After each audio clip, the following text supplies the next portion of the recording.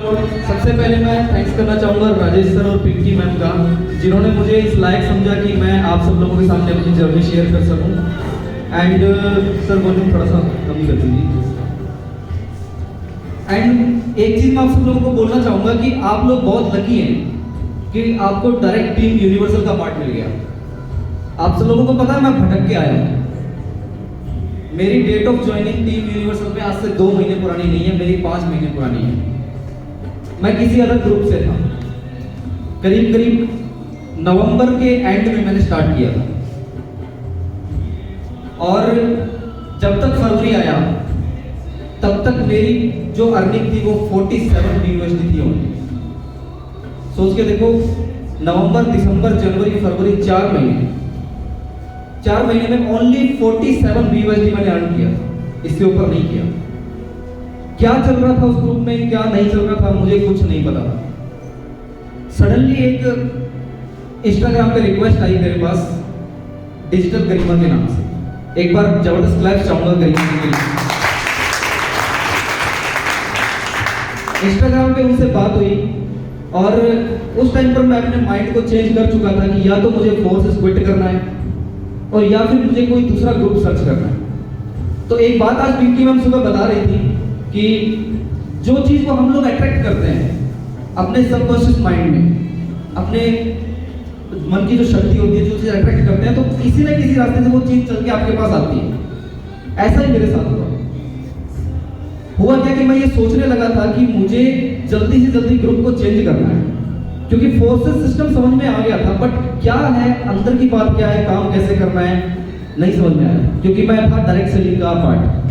2015 में मैंने अपनी फर्स्ट कंपनी स्टार्ट की थी, जिसमें एजुकेशन बेस्ड प्रोग्राम था और 2.5 साल उस कंपनी में काम किया। करीब करीब 270 से प्लस की टीम बनाई, लेकिन गवर्नमेंट ऑफ इंडिया की गाइडलाइंस आने के बाद वो कंपनी बंद हो गई। इसीलिए हम लोग आज कहते हैं कि डिसेंट्रलाइज्ड प्लेटफॉर्म कितना सिक्योर एंड सेफ है।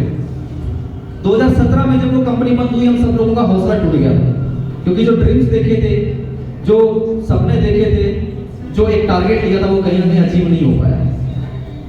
17 से लेके 19 तक कुछ काम नहीं किया। 2017 में मेरा बीटेक कंप्लीट हुआ। बीटेक के बाद मैं अपनी जॉब में लग गया था और 2019 में स्टार्ट किया एक अनदर डायरेक्ट सेलिंग कंपनी, जिसके अंदर खूब अच्छा काम किया। करीब करीब मैं एक अच्छे लेवल पे पहुंचा और 475 प्लस की लोगों की टीम को हैंडल कर रहा था। 2019 से 2021 तक मैंने उस कंपनी में कंटिन्यू वर्क किया। लेकिन एक बात कही जाती है कि हम लोग यहाँ पे नेटवर्क मार्केटिंग नहीं है और ना ही यहाँ पे एफिलिएट मार्केटिंग, बल्कि हम लोग यहाँ पे एथिकल मार्केटिंग करते हैं। एथिकल मार्केटिंग का मतलब क्या होता है कि जो हमारा ग्रुप जिन एथिक्स पे टिका हुआ है, उन एथिक्स को हमने फॉलो करना है। जो डायरेक्ट सेलिंग कंपनी में कर रहा था, उसको छोड़ने का रीजन क्या था? उसके अंदर जो मेरा पहला ग्रुप था, उसको छोड़ने का रीजन यही था कि वहां पर एथिक्स फॉलो नहीं हो रहे थे। एथिक्स इन द सेंस, बहुत सी गर्ल्स हमारी टीम में होती हैं और बहुत सारे बॉयज होते हैं। गर्ल्स को लेकर के बॉयज की नीयत सही नहीं है और बॉयज को लेकर के गर्ल्स की नीयत सही नहीं है। कहीं ना कहीं गड़बड़ होने लग गई थी उसको।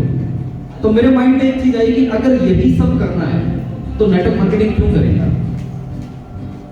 ऐसा तो बाहर भी चल रहा है, छोड़ो ये चीजें। अच्छा खासा 28-30 हज़ार का मेरा चेक बन रहा था, लेकिन मैंने क्विट कर दिया। मैं क्या ऐसा नहीं करता। सडनली उसके बाद में जो इस टाइम पे डायरेक्ट सेलिंग के ब्रांड एम्बेसडर सोनू शर्मा, उनकी एंट्री हुई और उनके साथ मैंने दोबारा से वर्क स्टार्ट किया। लेकिन तब तक मैं प्रॉपर फुल तरीके से जॉब में आ चुका था। आप लोगों को बताऊं, मैं कंस्ट्रक्शन लाइन में हूँ, as a site engineer work करता हूँ मैं, और इतना टाइम नहीं मिल पाता कि मैं किसी तरीके से अपनी टीम को रन करवा सकूं, अच्छे से टीम को चला सकूं। यानी कि एक इंसान पार्ट टाइम काम करता है तो आपके हिसाब से कितनी देर काम करता होगा? 3 घंटे, 4 घंटे या 5 घंटे। मैं पार्ट टाइम से भी पार्ट टाइम काम करता हूँ। मेरा जो काम स्टार्ट होता है वो रात को 8 बजे के बाद होता है। 8 बजे के बाद रात को 12 बजे, 1 बजे, जब तक लोग सोते नहीं है तब तक। और उसी का नतीजा है उस ग्रुप के अंदर 4 महीने में कुछ नहीं हो पाया और इस ग्रुप के अंदर आए हुए करीब 2 महीने हुए हैं और 150 BUSD प्लस की अर्निंग मैं यहाँ से कर रहा हूँ। Just because of just because of skills, just because of learning. जो चीज मैं देख रहा था वहां पे उस ग्रुप में नहीं मिली, इसलिए मैं आपको कहता हूँ हैट्स ऑफ है आप सब लोग की टीम यूनिवर्सल का पार्ट स्टार्ट में बन गए हो, बस कदर कर लेना, क्योंकि ये पार्ट मैं नहीं बन पाया था, मैं भटक के यहाँ तक पहुंचा हूँ। और एक बात कही जाती है, मैंने सुना था कि मंजिल मिल ही जाएगी भटकते ही सही, गुमराह तो वो लोग हैं जो घर से निकले ही नहीं। मैं भटक के यहाँ तक पहुंचा हूँ एंड स्पेशली थैंक्स करना चाहूँगा गरिमा जी का, जिन्होंने मेरे से कांटेक्ट किया। उन्होंने मेरे से पूछा कि आप सर कौन से ग्रुप से बिलोंग करते हैं। मैंने इनको अपने ग्रुप का नाम बताया और इन्होंने जब मेरे इंस्टाग्राम प्रोफाइल को स्क्रॉल किया तो इन्होंने मुझसे पूछा कि सर मुझे प्रेजेंटेशन लगानी है, किस तरीके से मैं लगा सकती हूँ, क्या आप मेरे को थोड़ा टाइम देंगे। स्टार्ट से ही मैं ऐसा था कि कोई बात नहीं, अगर कोई टाइम मांगता है और कुछ मेरे पास में अगर है जो सिखाने के लायक है मैं सिखा सकता हूँ तो कोई प्रॉब्लम नहीं है, चाहे किसी ग्रुप से बिलोंग करता हूँ, मुझे कोई एतराज नहीं है। नंबर एक्सचेंज किया तो एक बार इनसे जब बात हुई तो इन्होंने अपनी इनकम शेयर की मेरे सामने। इनकी इनकम थी 5 दिन की 10,800 रुपए। मैं शॉक रह गया। मेरी 2.5 महीने के अंदर सिर्फ 47 व्यूज थी, करीब करीब 3 से 4,000 रुपए। तो मैंने इनसे क्वेश्चन किया, मैम ये कैसे पॉसिबल है, 5 दिन के अंदर आपने 10,800 अर्न कर लिए और मैं 2.5 महीने से सिर्फ 47 पे अटका पड़ा हूँ, उसके अंदर भी 3 ज्वाइनिंग मेरी खुद की है, कुछ भी नहीं कर पाया। तब इनसे जब बात हुई तब इन्होंने मेरे को पिंकी मैम के बारे में बताया और पिंकी मैम से मीटिंग हुई। मीटिंग होने के बाद मुझे ये चीज़ लगी, यहाँ पर फील हुई कि वास्तव में जिस चीज़ को मैं ढूंढ रहा था वो फोर्सेस के अंदर अवेलेबल है। काफ़ी टाइम से फाइट कर रहा था, मैं परेशान था।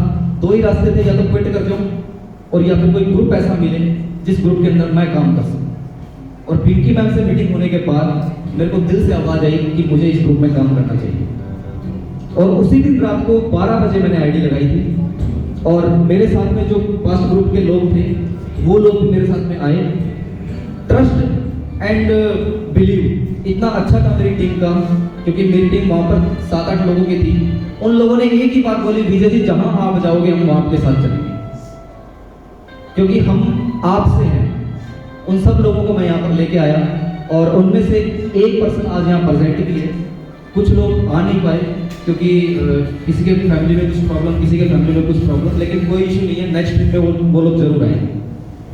तो ये चीज़ मैं आप सब लोगों को क्यों बता रहा हूँ, क्योंकि इस ग्रुप के जो मेन 2 पिलर्स हैं, Rajesh sir and Pinky ma'am, इनके ऊपर टिका हुआ है पूरा ग्रुप। और हम जैसे लोगों को मिल करके अब इस ग्रुप को आगे एक्सपेंड करना है। इन 2 पिलर्स के ऊपर ही नहीं छोड़ना, हमें इस ग्रुप को आगे एक्सपेंड करना है। हमें टीम यूनिवर्सल के लिए जीना है और टीम यूनिवर्सल का नाम एक सोशल मीडिया प्लेटफॉर्म पे होना चाहिए। और एक बात चलती है सुबह से, मैं अभी जैसे पिंकी मैम की स्टोरी सुन रहा था तो मैं काफी इमोशनल हो गया था, तो मैं यहाँ से उतर के नीचे चला गया। वाई का है ना एक बहुत बड़ा स्ट्रॉन्ग कारण होता है। जब मैं वेस्टेज किया करता था तो किसी पर्सन ने हमारा वाई क्लियर किया था। एक छोटी सी स्टोरी सुनाई थी, वो आप सब लोगों के सामने रखना चाहूँगा। जैसे यहाँ पर सब लोग स्टूडेंट लाइफ में हैं। स्टूडेंट लाइफ में क्या होता है अक्सर कि घर में कमाने वाला, हमारे मेडिकल परिवार में कौन होता है कमाने वाला? पापा, या फिर ज़्यादा से ज़्यादा किसी घरों के अंदर मम्मी कमाएगी और बाकी बच्चे अपनी पढ़ाई लिखाई करते हैं। यानी कि घर में कमाने वाले 2 होते हैं या फिर 1 होता है। 90% परिवार में सिर्फ 1 होता है। कोई परिवार के अंदर 2 हो जाते हैं और खाने वाले 4 होते हैं। और हमारे फादर साहब क्या होते हैं, घर के अंदर 1000-1500 रुपये कमा करके लाते हैं पूरे दिन का, और सुबह जाते हैं, शाम को थके हारे घर आते हैं। और आते ही क्या होता है कि सामने से जैसे ही घर की दहलीज पर कदम रखते हैं, बेटा सामने से भाग के आता है, डैडी जी आ गए, डैडी जी आ गए, डैडी जी आ गए। अब डैडी जी कहते हैं कि ये इतना भागा भागा क्यों आ रहा है, खुश होके क्यों आ रहा है, अंदर की बात क्या है पता लगाई जाए। तो सामने से बेटा कहता है, डैडी जी मुझे 500 रुपये देना।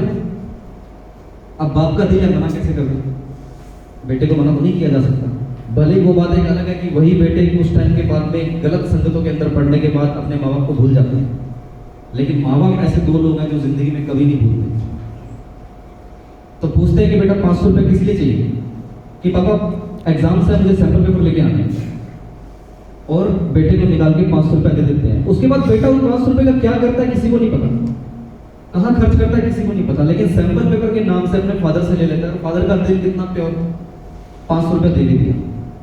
थोड़ा सा आगे जाते हैं, बेटी भागी भागी आती है, डैडी जी आ गए, डैडी जी आ गए, डैडी जी आ गए। आवाज उसकी पतली होती है, नीयत उसकी भी वही होती है। वो भी कहती है पापा 500 रुपए दे दो। हाँ जी बेटा, आपको किस लिए चाहिए?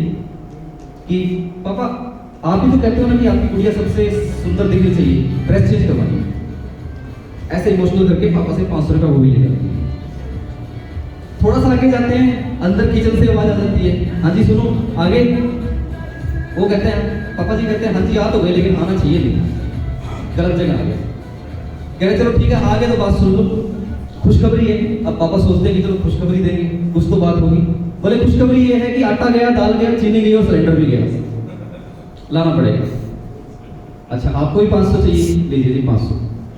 अब हुआ क्या कि पापा चले गए अपनी बेटा चला गया अपनी सैंपल पेपर लेने, बेटी चली गई ड्रेस चेंज करवाने और मम्मी चलेगी राशन का सामान लेने।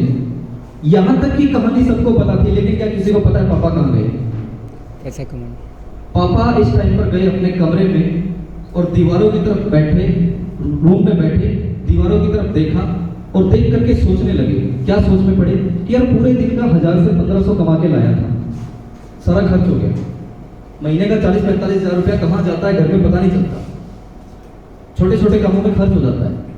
वो जो दीवारों की तरफ बैठ के सोचते हैं, उस सोच से बनता है तनाव, उन तनाव से बनती है बीमारियां, ब्लड प्रेशर, शुगर, थायराइड। आपको क्या लगता है ये बीमारी स्टार्टिंग में ऐसे ही बन जाती है? नहीं, सबसे पहले यहाँ स्ट्रेस होती है, उसके बाद बनता है। अब थोड़ी देर के बाद में जब मम्मा आती है ग्लास लेकर के और मम्मा बोलती है कि क्या हुआ, आप इतनी टेंशन क्यों ले रहे हो, किस वजह से ले रहे हो, क्या रीजन है?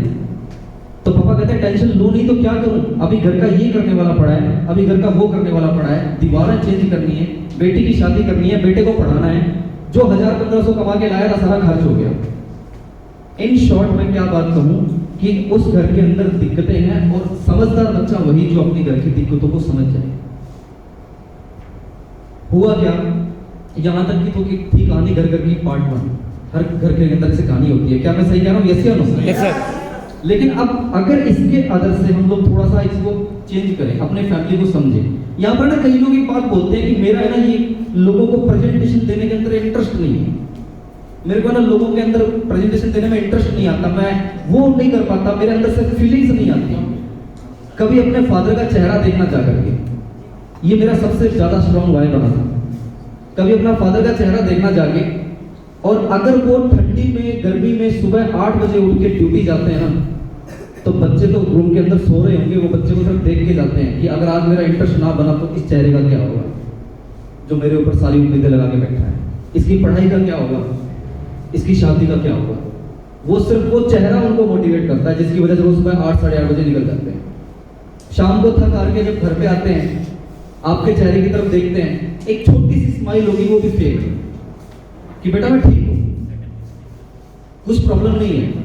और हम लोग उस स्माइल के पीछे के दुख को पहचान नहीं पाते, सबसे बड़ी गलती हमारी है। और जिस बच्चे ने उस दुख को पहचान लिया और उसने अपना वाई क्रिएट कर लिया, वो सारे स्टेज पे थे आज। क्योंकि वो जो चेहरा है ना, वो स्माइल के पीछे ये कहना चाह रहा है कि बेटा मुझे तेरी जरूरत है, अब तू मेरे साथ दे, मेरे कंधे का सहारा बन, कुछ तू ऐसा कर जिससे कि मैं बहुत जल्दी फ्री हो सकूं। बहुत काम कर लिया यार उन्होंने।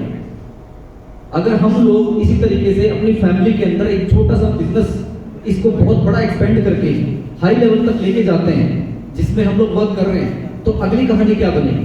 फादर साहब फिर से आएंगे घर में, एंटर करेंगे और बेटा फिर से भागा भागा आएगा, डैडी जी आ गए, डैडी जी आ गए, डैडी जी आ गए। लेकिन इस बार कहानी थोड़ी सी अलग होगी, कहानी के अंदर ट्विस्ट रहेगा। क्या डैडी जी आपको कुछ चाहिए? बोले बेटा एकदम से शब्द कैसे चेंज हो गए तेरे, आपको कुछ चाहिए? कि चलो ठीक है आपको कुछ नहीं चाहिए होगा, मुझे पता है आप अपना कमाते हो, लेकिन फिर भी मैं आपके लिए कुछ लेके आया। बोले ठीक है बेटा बताइए क्या लेके आए आप मेरे लिए? बोले डैडी जी ये शूज हैं, आपको इन शूज को पहन के कल ऑफिस जाना अच्छे लगेंगे। अब जब शूज का ब्रांड देखा तो जो आज सुबह बात हो रही थी 5000 की, 5000 रुपए के शूज अगर अपने फादर साहब को ला के देंगे तो उनकी आंखें थोड़ी सी नम हो जाएगी। वो आपसे ये नहीं पूछेंगे कि बेटा कहाँ से लाए, क्योंकि माँ बाप को अपने बच्चों पे भरोसा होता है कि वो कभी भी गलत काम नहीं करेंगे। लेकिन उनकी आंखें नम इसलिए होगी कि वो 5,000 के शूज उनके लिए 5 लाख के बराबर होंगे, जो उनके बेटे ने उनको दिया।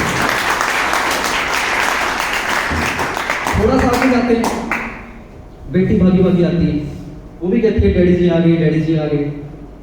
लेकिन वो भी कहती है कि पापा मैं भी आपके लिए कुछ लाई हूँ, जैसे भैया शूज लाए हैं, मैं आपके लिए शर्ट लाई हूँ। कि बेटा वो बात तो ठीक है, लेकिन आप लोग कर क्या रहे हो? कि कुछ नहीं, हम लोग एक ऑनलाइन बिजनेस करते हैं और दोनों भाई बहन मिलके हम लोग आपके लिए कुछ गिफ्ट लेकर के आए हैं, आप इसको एक्सेप्ट करें। ये शर्ट पहन के कल आप ऑफिस में जाना, पापा अच्छे लगोगे। पापा की थोड़ी सी आंखें और नम हो जाएगी, वो मन ही मन बड़े खुश हो रहे होंगे। शर्ट भी ली होगी, चाहे वो शर्ट 1000 रुपए की हो, लेकिन फादर साहब के लिए 10,000 से कम की नहीं होगी। थोड़ी सी और आगे जाएंगे, किचन से आवाज आएगी, सुनो जी आ गए। तो पापा बोलेंगे हाँ जी चलो ठीक है, बेटे बेटी की तो कुछ नहीं चाहिए, आपको तो कुछ चाहिएगा।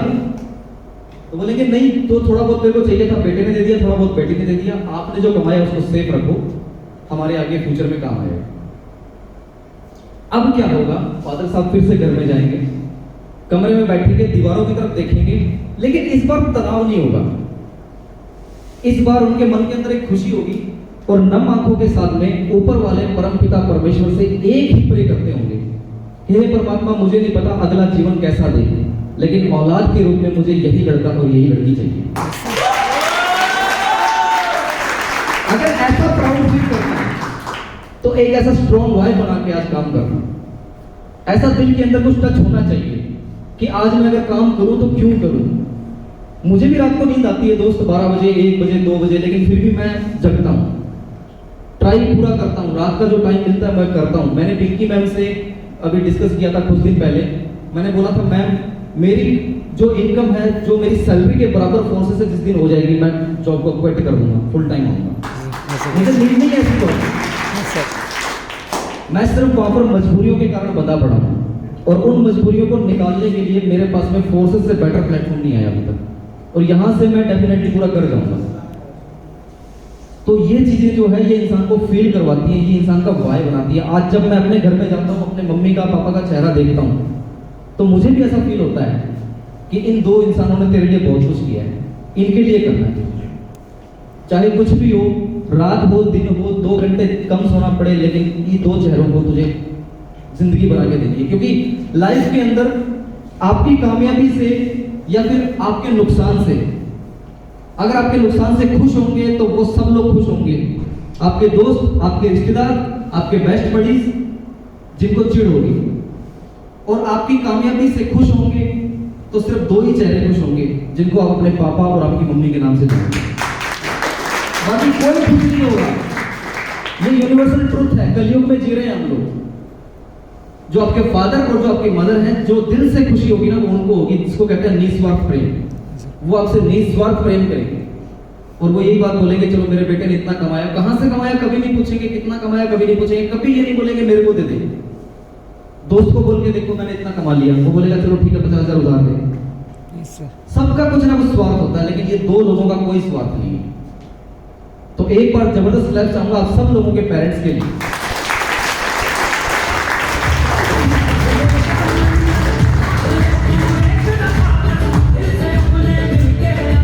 तो जब ऐसी कुछ फीलिंग्स आती है ना मन के अंदर कि मेरा ये काम करने का मन नहीं कर रहा या मेरा इंटरेस्ट नहीं हो पा रहा है, तो ज्यादा कुछ मत करना। अगर आप मेरी तरह बाहर रहते हो फैमिली से, तो फोन के अंदर ये 2 चेहरों की फोटो देख लेना। किसी भी वीडियो, कोई सोनू शर्मा, कोई हर्षवर्धन जैन को मोटिवेट करने की जरूरत नहीं पड़ेगी आपको, जो वो 2 चेहरे मोटिवेट कर देंगे। ये सेल्फ मोटिवेशन, इतना कर लेना बस। लेकिन वो तभी कर पाओगे जब आप अपनी फैमिली के साथ में यहां से कनेक्ट करोगे। यहां से अगर कनेक्ट हो तो आपको सेल्फ मोटिवेशन के अंदर ये 2 चेहरे काफी हैं। मैं यही करता हूं, मैं ऐसे एनवायरनमेंट में रहता हूं जहां पर नेगेटिव लोगों की कमी नहीं।